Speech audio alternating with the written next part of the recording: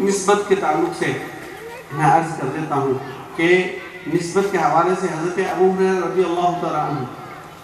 دیکھیے نسبت کی کتنی اہمیت ہے بھئی۔ ایک اینٹ، میں ابھی تفسیر قرآن اسی آیت کی تفسیر میں بیان کر رہا تھا سفیان گڑھ میں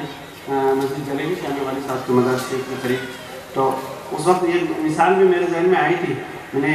علماء سے سن رکھا ہے، تو کہا کہ ایک بھٹے پر اینٹیں تیار ہوتی ہیں، ایک اینٹ کہیں روڈ پر بچھا دی گئی، راستے میں لگا دی گیا، اور اسی بھٹے کی دوسری اینٹ کو اٹھا کر مسجد کے محراب یا منبر میں یا مسجد کے دروازے میں کہیں لگا دیا گیا۔ تو اب آپ بتائیے مسجد سے نسبت حاصل ہونے کی وجہ سے ہر شخص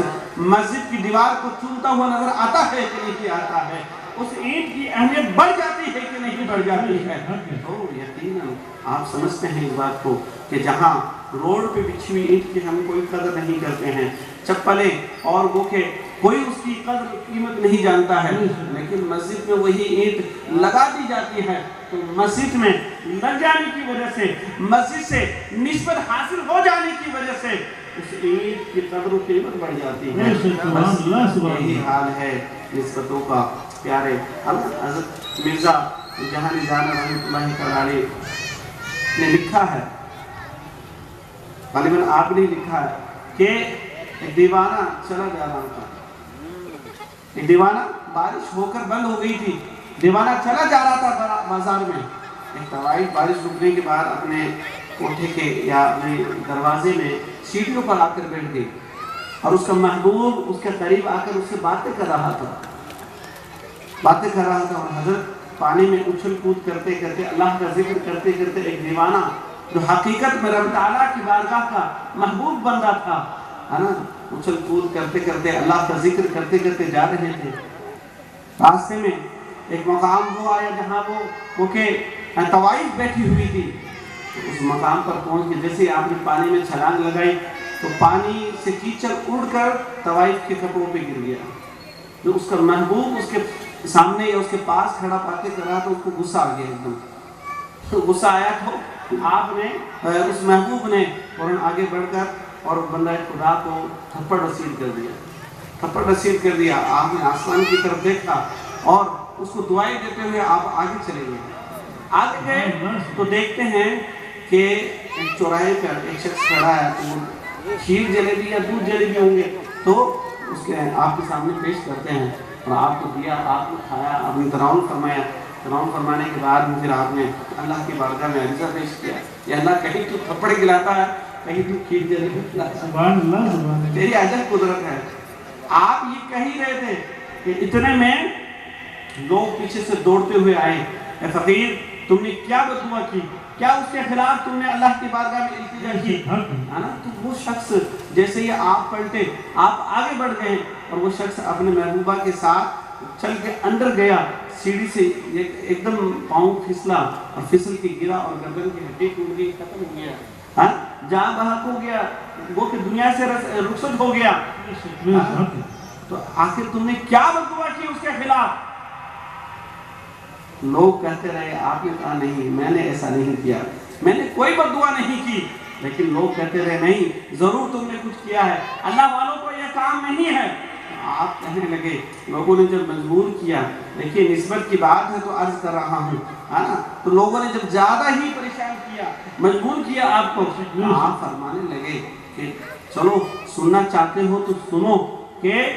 میں کوئی لاوارث نہیں ہوں، بلکہ مجھے بھی اس بارگاہ کی نسبت حاصل ہے،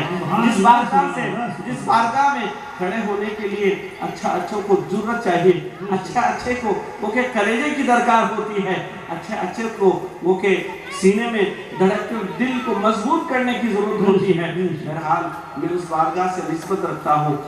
میں اس بارگاہ میں محبوبیت کے مقام پر فائز ہوں، میں اللہ کا وہ کہ نیک بندہ ہوں، تو مجھے اس بارگاہ کی نسبت حاصل ہے۔ جب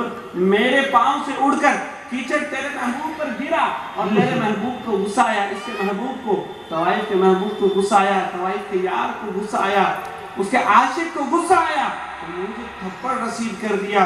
اور جس کی بارگاہ میں میں سر و سجود ہوتا ہوں، جس کی بارگاہ سے مجھے نسبت حاصل ہوتی ہے، جب مجھے تکلیف پہنچی تو اس کی بارگاہ سے اس کی پکڑ ہو گئی، اور اس کی بارگاہ سے جب پکڑ ہوتی ہے تو وہ کہ کوئی آدمی اس کی بارگاہ کا مقابلہ نہیں کر سکتا ہے، اس کی قدرت کاملہ کا مقابلہ نہیں کر سکتا ہے۔ بہرحال میں بڑی تیزی سے آگے بڑھ جاتا ہوں، نسبت کی بات چل پڑی ہے تو عرض کرتا ہوں حضرت محترم دمشق کا، وہ کہ دمشق کی جامع مسجد ہے، اور ایک شخص جامع مسجد میں داخل ہوتا ہے، مسجد میں داخل ہونے کے بعد غالباً حضرت قاضی ایاز مالکی رحمۃ اللہ تعالیٰ علیہ نے لکھا کہ وہ شخص داخل ہوا اور کہنے لگا لوگوں سے، لوگوں مجھے پانی پلاؤ، مجھے کھانا کھلاؤ، میں بھوکا ہوں، کافی دنوں سے میں بھوکا ہوں، میری جان نکل رہی ہے، مجھے پانی پلایا جائے۔ لیکن کوئی لوگوں نے توجہ نہ کی، اور وہ اللہ کا نیک بندہ تھا، کہتے کہتے دنیا سے رخصت ہو گیا۔ تو امام صاحب نے نماز ظہر کے بعد اعلان کیا، یا کسی نماز کے بعد اعلان کیا کہ لوگوں، ایک لاوارث لاش آپ کی مسجد میں ہے، ایک لاوارث آدمی ہے جو یہاں جا بحق ہو گیا اور وہ کہ اس دنیا کو چھوڑ کے چلا گیا ہے، تو اس کے تہذیب اور تکفین کے لیے، اس کے کفن دفن کے لیے انتظام کرنا ہے، اس لیے چندہ کیا جائے۔ چندہ کیا گیا اور وہ کہ کفن دفن کر دیا گیا۔ اگلے روز فجر سے قبل امام متولی صاحب اور امام صاحب مسجد میں داخل ہو رہے ہوتے ہیں، تو دیکھتے ہیں کہ ان کی روح کام جاتی ہے دیکھ کر، اور وہ دیکھتے ہیں کہ مسجد میں اس مردے کا کفن رکھا ہوا ہے، اس کا کفن مسجد میں ڈال دیا گیا ہے۔ کفن پہ عربی میں کچھ لکھا ہوا ہے جس کا مفہوم یہ ہے، اے لوگو تم سمجھتے ہو یہ لاوارث تھا، یہ میری بارگاہ سے نسبت حاصل کرنے والا تھا۔ سبحان اللہ سبحان اللہ۔ تو یہ کوئی لاوارث نہیں تھا، اپنا کفن اپنے پاس رکھو، یہ لاوارث نہیں تھا، اسے جنت کا لباس بنایا ہے، سبحان اللہ سبحان اللہ سبحان اللہ۔ تو نسبت حاصل کرنا چاہیے، تو نسبت کی اہمیت بھی سمجھنا چاہیے، ہے نا؟ نسبت کی بڑی اہمیت ہے۔ تو میں عرض کر رہا تھا حضرت ابو